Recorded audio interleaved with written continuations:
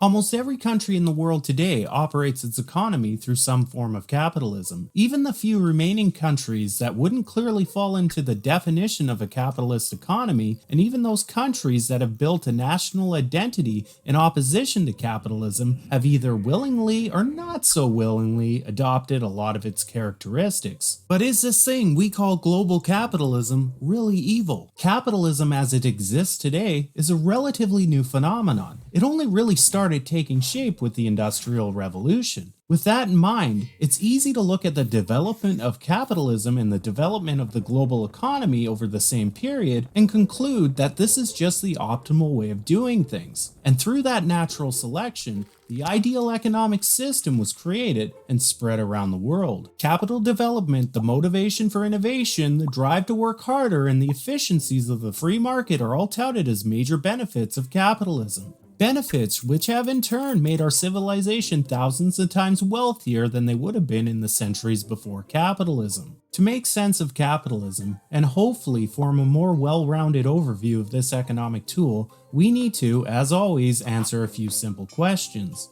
What is capitalism? Why has capitalism become so dominant in our modern global economy? And finally, are there better alternatives? Okay. So one of the biggest issues in addressing the strengths, weaknesses, and the subsequent inevitability of capitalism is that, well, unfortunately, there is no universally agreed upon definition of capitalism. A big reason for that is simply the tribalism that evolves around economic systems like this. Whereas one side will attribute everything good to capitalism, the other side will only attribute the bad stuff. And in the end, whether intentional or not, it all gets a bit too messy to put a hard and fast definition on it. That being said, taking a step back and understanding what capitalism is supposed to achieve, we can get to a more well-rounded idea of what it is then. Honestly, most professional economists have. Well, maybe most.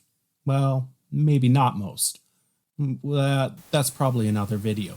Capitalism, socialism, communism, and even anarchy are all systems to try and answer that fundamentally unanswerable problem of economics. We live in a finite world, but as humans we have unlimited desires, so decisions have to be made about what gets produced with those limited resources, how it gets made, and who it gets made for. Capitalism tries to deal with this problem by creating incentives for people to make more stuff more efficiently, by rewarding those who make the largest contributions with the largest share of resources. Now, of course, this doesn't always work as well in practice as it sounds in theory, but we'll get to that soon. The well-developed market for specialized jobs means that people have an incentive to acquire skills that will provide the most value for the economy, which in turn means more value is produced for everyone. People are encouraged to provide labor that they are good at for the same reason. This system is not perfectly efficient by any means, but it's much more efficient than some kind of central organization determining who does what.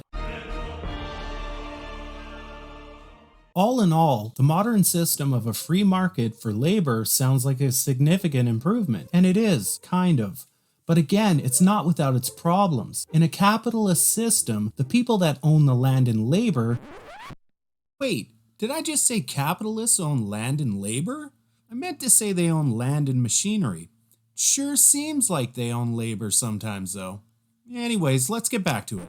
2 out of the 3 factors of production have the incentive to pay the third factor of production, that's labor, as little as possible to reap more economic benefits for themselves. So, let's sum it up.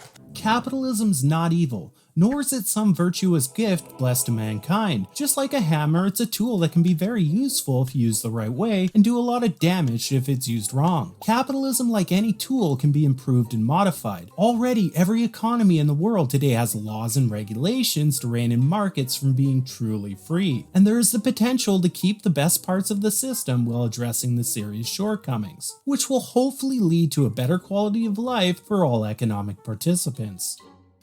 Thanks for watching the Parody of Economics. If you liked the video, smash that like button, hit the notification bell, and subscribe to our channel. Bye.